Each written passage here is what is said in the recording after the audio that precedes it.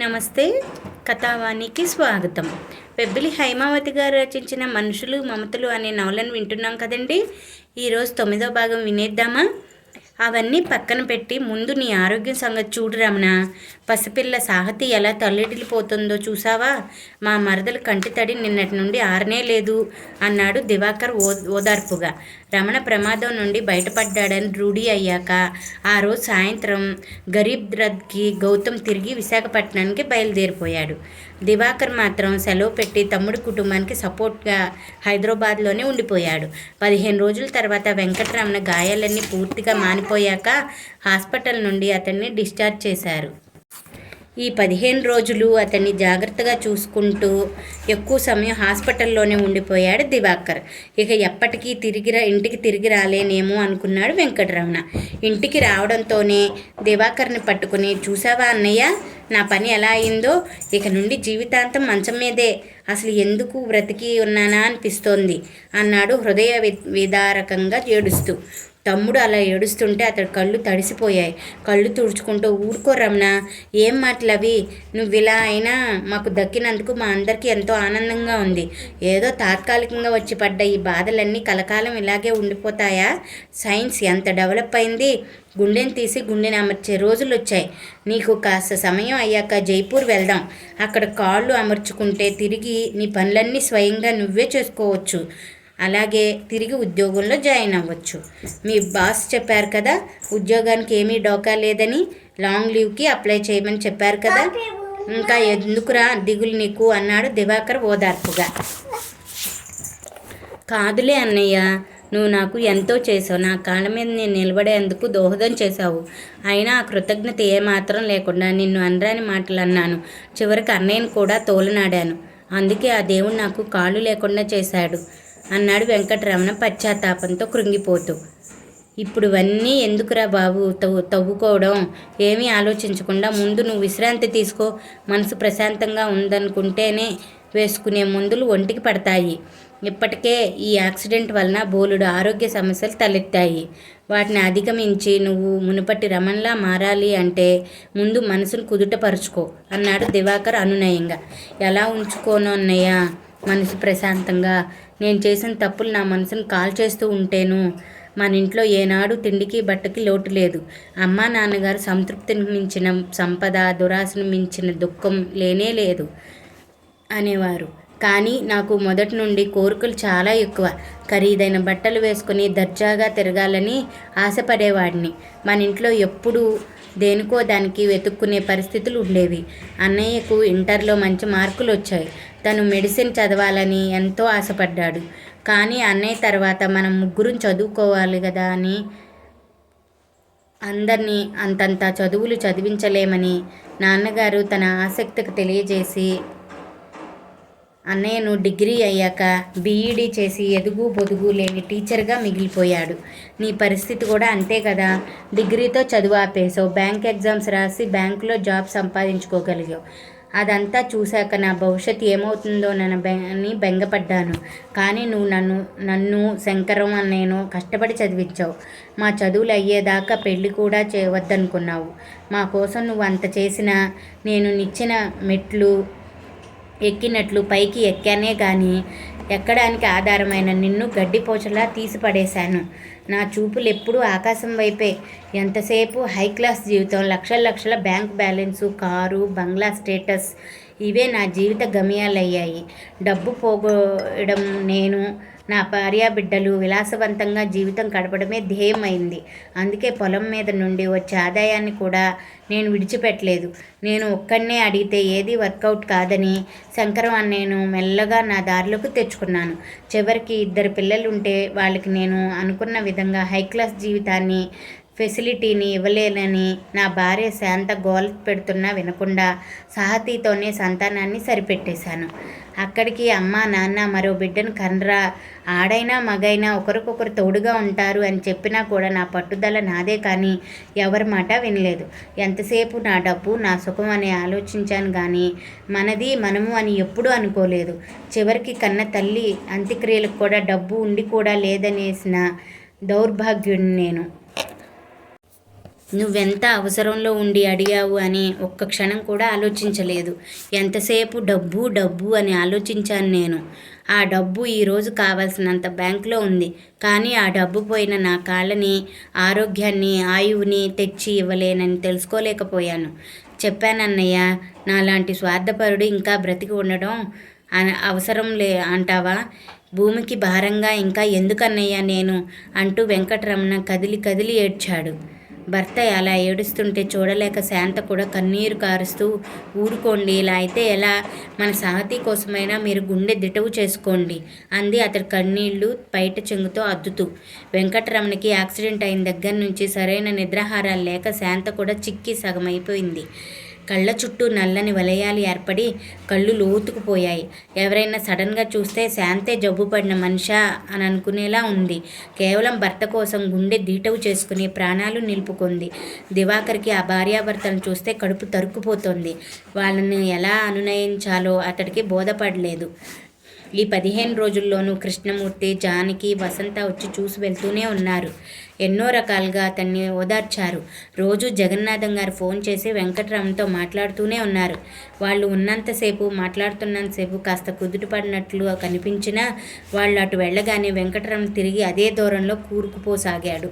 శంకరం కూడా ఎన్నో విధాలా నచ్చ చెప్పాడు మనసు కుదుటపరుచుకోమని. కానీ అతడు మాత్రం విరాగిలా మారిపోయి ఎందుకీ బ్రతుకు అనే మాట తప్ప మరో మాట అతడి నోటి నుండి రావడం లేదు. దాదాపు 20 రోజులు సెలవు పెట్టి వెంకటరమణ దగ్గరే ఉండిపోయాడు దివాకర్. సెలవు అయిపోవడంతో తిరిగి విశాఖపట్నం వెళ్ళవలసి ఉన్న తమ్ముణ్ణి అలాంటి స్థితిలో వదిలి వెళ్ళేందుకు అతడికి కాళ్ళాడడం లేదు. చివరికి మనసు కూడా తీసుకుని, రమణ, సెలవులు అయిపోయాయి, రేపు నేను వెళ్దామనుకుంటున్నాను అన్నాడు. వెళ్ళన్నయ్య, ఎన్నాళ్ళు ఇక్కడ ఉండగలవు? ఉండి మాత్రం చేసేదేముంది? ఇన్నాళ్ళు నా కోసం ఇక్కడ ఉండడమే చాలా గొప్ప అన్నాడు రమణ. అదేంట్రా అలా అంటావు? కష్టాలు వచ్చినప్పుడే ఒకరికొకరు అండగా నిలవాలి, లేకపోతే ఆ బాంధవ్యానికి అర్థమేముంది అన్నాడు దివాకర్ జాలిగా. అతడు వెళ్తున్నాడని విని సాహతి బేలగా చూస్తూ, పెదనాన్న, మీరు ఇక్కడ ఉన్నన్ని రోజులు మాకు ఎంతో ధైర్యంగా అనిపించింది. మీ భయానికి నాన్నగారు వేళకింత ఆహారం తింటూ మందులు వేసుకుంటున్నారు. మీరు వెళ్ళాక ఇంకా ఎవరి మాట వినిపించుకోరు. రేపటి నుండి మందులు దగ్గర, తిండి దగ్గర ఎలాగో ఏమిటో అంది. ఆ మాట నిజమేననిపించింది దివాకర్కి. ఎందుకీ బ్రతుకు అనే నిరాశలో ఉన్న రమణ వేళకి తిని మందులు వేసుకుంటాడా అనే అనుమానం వచ్చింది. పరిస్థితి చూశాక అతన్ని హైదరాబాద్లో వదిలేస్తే పిచ్చివాడైపోతాడేమోనని భయపడ్డాడు. తనతో పాటు విశాఖపట్నం తీసుకెళ్లి కొంతకాలం ఉంచుకుంటే మనుషుల్లో పడతాడేమో అనిపించింది అతడికి. అదీ కాక గౌతమ్ డాక్టర్ కనుక జాగ్రత్తగా చూసుకునే అవకాశం ఉంటుంది అనుకున్నాడు. వెంటనే వసుధకు ఫోన్ చేసి ఆమె అభిప్రాయం అడిగాడు. అలాగే తీసుకురండి. మొన్న నేను వచ్చినప్పుడు శాంతని, సాహతిని చూసి నా కడుపు తరుక్కుపోయింది. రమణ మామూలు మనిషి కావాలంటే ఇదొక్కటే మార్గం అంది వసుధ. కానీ అటు ఆఫీస్, ఇటు ఇంటి పని మేనేజ్ చేసుకోగలవా అన్నాడు దివాకర్. మీరు ఇవన్నీ ఆలోచించకండి, ఎలాగోలా మేనేజ్ చేసుకుందాం. నేను కొన్ని రోజులు ఆఫీస్కు సెలవు పెడతాను. శాంతకి మన ఇల్లు అలవాటు అయ్యేదాకా. అంతకీ కాకపోతే మనిషిని పెట్టుకుందాం. అంత భరించలేని ఆర్థిక పరిస్థితి ఏమీ లేదు కదా మనకి అంది వసుధ. భార్య అలా ధైర్యం చెప్పడంతో దివాకర్ మనసు కొంచెం తేలికపడింది. అరే రమణ, నువ్వు ఇక్కడ ఉంటే పిచ్చి పిచ్చి ఆలోచనలతో ఇలాగే మనసు పాడు చేసుకుంటావు. నిన్ను చూసి పాపం శాంత, సాహతి ఎలా తయారయ్యారో గమనించావా? అందుకే నువ్వు, మా మరదలు నాతో పాటు విశాఖపట్నం రండి. నీకు కొంచెం మార్పుగా ఉంటుంది, ఆరోగ్యము కుదుట పడుతుంది. మీ వదిన కూడా ఈ మాటే చెప్పింది అన్నాడు దివాకర్. వద్దన్నయ్య, నేను ఇక్కడే ఉంటాను. ఇప్పటికే నీకు ఎన్నో విధాలుగా రుణపడిపోయాను. నన్ను మరీ రుణగ్రస్తుని చెయ్యకు అన్నాడు రమణ దీనంగా చూస్తూ. అవేం మాటలురా, మనలో మనకు రుణాలు తీర్చడాలు ఏమిటి? నాకే ఇలా అయితే వదిలేస్తావా నువ్వు అన్నాడు దివాకర్ మందలిస్తున్నట్లుగా. నేనైతే ఖచ్చితంగా వదిలేసేవాడిని అన్నయ్య. నిన్నటిదాకా నాకు స్వార్థం తప్ప మరేమీ తెలియదు. ఇప్పుడు ఇలాంటి పరిస్థితి వచ్చింది కనుకే మంచి చెడు ఆలోచించగలుగుతున్నాను. అందుకే అన్నయ్య, నన్ను వదిలేయి, నేను రాలేను అంటూ 2 చేతులు ఎత్తి కన్నీళ్లు జాలువారుతుండగా దివాకర్కి నమస్కరించాడు వెంకటరమణ. అతడు 2 చేతులు పట్టుకొని, అలా అనుకురా రమణ, నేను ఇక్కడ వదిలి వెళ్ళి అక్కడ నేను స్థిమితంగా ఉండలేను. పైగా నిన్ను చూడాలని నాన్నగారు చాలా కలవరిస్తున్నారు. ఈ వయసులో ఆయన దూర ప్రయాణాలు చేయగలరా చెప్పు అసలు నిన్ను మన ఇంటికే తీసుకువెళ్దాం అనుకున్నాను, కానీ అక్కడ వైద్య సదుపాయం సరిగ్గా ఉండదని విశాఖపట్నం అంటున్నాను అని చెప్తూ అక్కడే ఉన్న శాంత వైపు తిరిగి, నువ్వైనా చెప్పమ్మా వాడికి. నా ఉద్దేశంలో వాడిక్కడ ఉండడం ఎంత మాత్రం క్షేమం కాదు అన్నాడు దివాకర్. అవునండి, బావగారు చెప్పినట్లు చేద్దాం, కాదనకండి అంది శాంత ప్రాధేయపడుతున్నట్లుగా. నాన్న, మీరు నా కోసమైనా పెదనాన్నగారితో వెళ్ళిరండి. నేను ఎక్కడా ఉంటానని ఆలోచించకండి. నేను కావ్యక్క వాళ్ళ ఇంటికి వెళ్తాను అంది సాహతి చెమ్మగిల్లిన కళ్ళతో తండ్రి వంక జాలిగా చూస్తూ. శంకరం కూడా దివాకర్ మాటనే బలపరిచాడు. అందరి వేడుకోళ్ళు వెంకటరమణ మనసును కొంచెం కదిలించాయి. చివరికి సరేనన్నయ్య, వస్తాను, టికెట్స్ బుక్ చేయించు అన్నాడు. అప్పటికప్పుడు రిజర్వేషన్లు ఏమీ దొరకలేదు వాళ్ళకి. శంకరం తన ఇన్నోవాలో వారందరినీ జాగ్రత్తగా విశాఖపట్నం చేర్చాడు. వారితో పాటు సాహతి కూడా వచ్చింది. తండ్రికి ఎన్నో జాగ్రత్తలు చెప్పి శంకరంతో పాటు తిరుగు ప్రయాణమైంది. శంకరం తిరిగి వెళ్ళిపోతూ దివాకర్ 2 చేతులు పట్టుకుని, సారీ అన్నయ్య, వాడు నేను కలిసి నిన్నెంతో బాధ పెట్టాము. కష్టం వస్తే తప్ప మనుషుల విలువ తెలియదు అని అమ్మ అంటూ ఉండేది. ఆ మాట ఎంత నిజమో ఇప్పుడు అర్థమైంది నాకు. ఆ రోజు నువ్వెవ్వరివని అంటూ చాలా మూర్ఖంగా నిన్ను మేమిద్దరం తోలనాడాము. కానీ ఈరోజు నువ్వు మా అన్నయ్యవైనందుకు చాలా గర్వపడుతున్నాము. వాడికి తగిలిన దెబ్బ నాకు కూడా పెద్ద గుణపాఠమైంది. డబ్బు మనం సంపాదిస్తాం, కానీ మనల్ని డబ్బు సంపాదించదు అనే సత్యాన్ని చాలా ఆలస్యంగా తెలుసుకున్నాను. నన్ను క్షమించన్నయ్య అంటూ చటుక్కున వంగి దివాకర్ పాదాలు పట్టుకున్నాడు శంకరం. అంత మాట అనుకురా శంకరం, ఎప్పటికైనా మనం ఒకటి. ఈ ఇబ్బందులేనేమి వచ్చిపోయే ఉరుములు మెరుపులు వంటివి అంటూ శంకరాన్ని లేవనెత్తి హృదయానికి హత్తుకున్నాడు దివాకర్. శాంతని వెంకటరమణి ఎంతో సాదరంగా ఆహ్వానించింది వసుధ. తోటికోడల్లోని బెదురు సంకోచం పోగొట్టేందుకు శాంతతో కలుపుగోలుగా మాట్లాడుతూ చలాకీగా అన్నిటా ఆమెను కలుపుకొని తిరగసాగింది వసుధ. 2 రోజుల్లోనే ఆ ఇంటి పరిసరాలకు బాగా అలవాటు పడిపోయింది శాంత. వసుధలోని మంచితనం శాంతకి అసలు పరాయి ఇంట్లో ఉన్నామనే భావనే కలగనివ్వలేదు. 4 రోజులు సెలవు పెట్టి వసుధ ఇంటి దగ్గరే ఉండి శాంతకి ఎక్కడ ఏది ఉందో చూపిస్తూ అన్నీ అలవాటయ్యేలా చేసింది. చిన్న కొడుకును చూసేందుకు జగన్నాథం గారు కృష్ణమూర్తిని తీసుకుని విశాఖపట్నం. ఎంత పనైందిరా చిన్నాడా అంటూ అతడు ఒళ్ళంతా ఆప్యాయంగా నిమిరారు. తండ్రిని చూడటంతోనే వెంకటరమణ కళ్ళు చెమ్మగిల్లాయి. నాన్న అంటూ జగన్నాథం గారి చేతులు గట్టిగా పట్టుకుని కళ్ళకు అద్దుకున్నాడు. 4 రోజులు ఆగి వస్తానని జగన్నాథం గారు చెప్పడంతో కృష్ణమూర్తి తిరిగి చోడవరం వెళ్ళిపోయాడు. వెంకటరమణ్ని చూసుకునేందుకు రాజాం నుండి చక్రధర్, మానస, వసంత ఆమె భర్త తరచూ వచ్చి వెళ్ళసాగారు. దగ్గరే కావడంతో బెంగళూరు నుండి హేమంత్ కూడా వచ్చి వెళ్ళాడు.